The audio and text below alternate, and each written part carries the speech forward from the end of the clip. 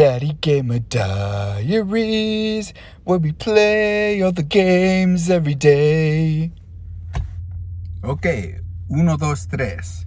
What's up, y'all? It's your boy Diego, coming at you straight from the capital city. Today on Daddy Gamer Diaries, I'm on a mission. I'm on a mission to help people get off the fence.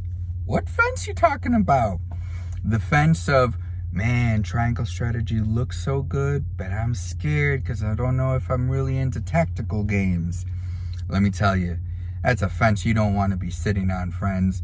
There are some tactical games that are probably a little excessive in the rabbit hole of tacticality. You know, your Disgaea games where you're up to level 9999999, you know, and some of your other games. But I promise you, if you just give triangle strategy a fair shot, you're going to find yourself thoroughly entertained with a very approachable tactics-based RPG that also has some wrinkles for the more experienced player.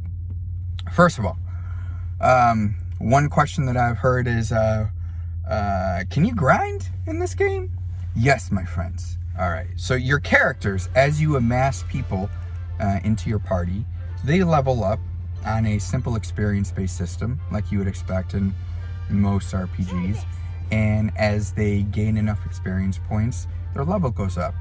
With the increase in level come the, standard accompaniment of increased HP, increased power, magic defense, physical defense, etc., etc. And they also develop new skills. It is entirely possible to grind as much or as little as you want in this game. Encampment will be your friend. You access Encampment in a couple of different ways. And let me show you. Now, once in the Encampment, there are so many things that you can do once you're able to navigate your way through there. One, you can take on the mental exercises, which are really just grind sessions. In these sessions, you're able to very clearly see what you're likely to pick up as loot from those levels, and the amount of money, and also the difficulty level based on the level of the enemies in them. Rinse and repeat to your heart's content. Switch out characters. I often would just go with my lowest leveled characters into these mental exercises until they got stronger. Would earn the new skills that I wanted them to have, and so on and so forth. So entirely possible to grind your characters. Now, there is a weapon system in triangle strategy that is not terribly advanced, but also not boring and unsophisticated, with some choice involved. The weapons, you don't switch out weapons. There is a certain type of weapon assigned to every character, but what you're able to do is to decide what types of improvements you want to use on them. In order to improve your weapons, you need to acquire the right amounts of items, which you can find in those levels that we just talked about, or you can buy them from the market. You also need the appropriate amount of money in which to craft your enhancements. And the interesting thing is that there's kind of like a horizontal as well as a vertical enhancement. The horizontal indicates that you're adding more attributes to your weapon at its particular class. The vertical, which requires more rare items and more money, sufficiently is like a advanced promotion to the next stage of weaponry.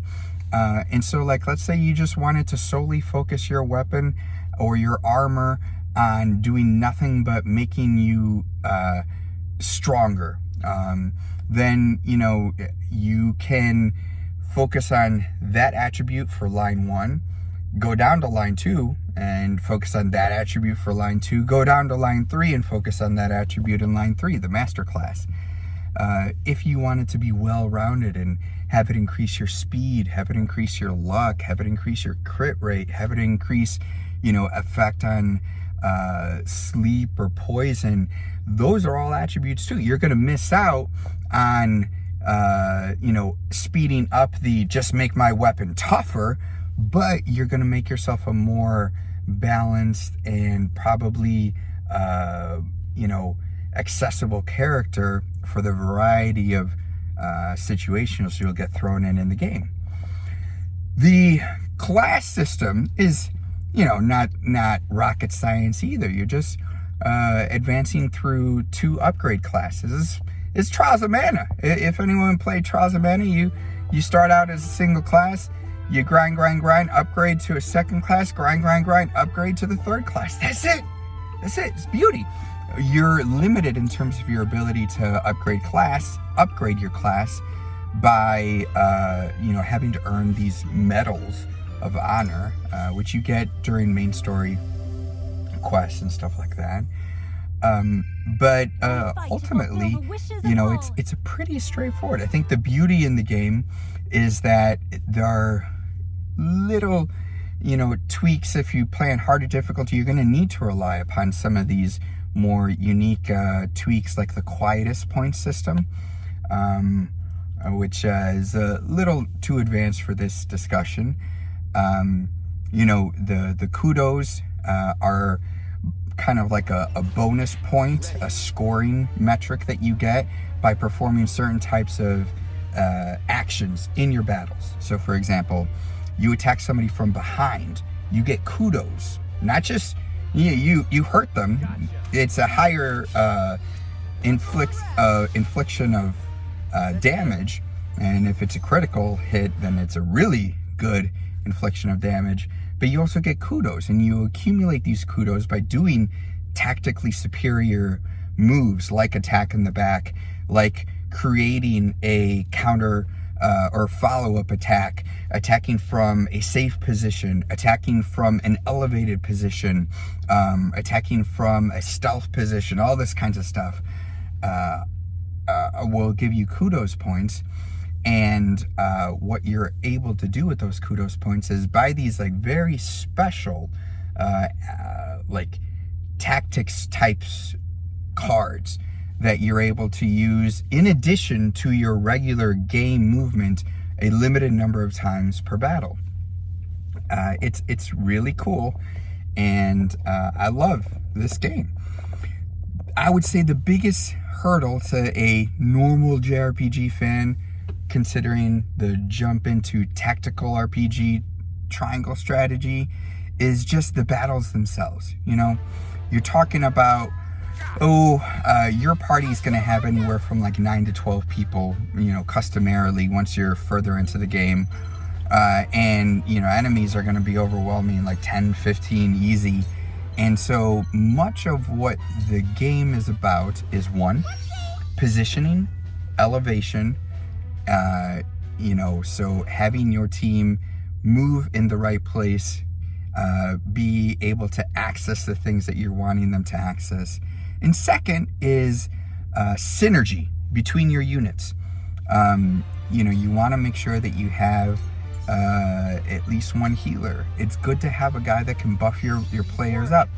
Those players are kind of useless as attackers, but they're instrumental to your use as, being able to increase somebody's power or defense, or the ability to grant somebody additional TP points, tactic points, which is what you need to be able to use your special skills. There's no MP, no magic points, no potions that you take to recover to be able to do skills. You simply accumulate TP points through the passage of turns. And there's, the game grants you so many abilities to be able to see from a very good quality of life perspective who's next, what their position is, to help you make tough decisions. Like, I have this great attacker, he's really low on health, it's his turn. Should I heal him up and waste an opportunity to use his great attacking prowess, or her great attacking prowess. And some of these female characters have fantastic attack power. You know, you got to ask yourself, do I want to heal that person, or will I be able to attack with that player and then see who is next in line and determine whether or not I'm going to be able to heal that player up with somebody else before he's taken out by the enemies closest to him. And those are all things that you can kind of see unfold, you know, just through the scrolling of turn order, you know, rotating your map around and just thinking it out. I love this game, man, guys. Get off the fence. Just play triangle strategy. All right. Peace out.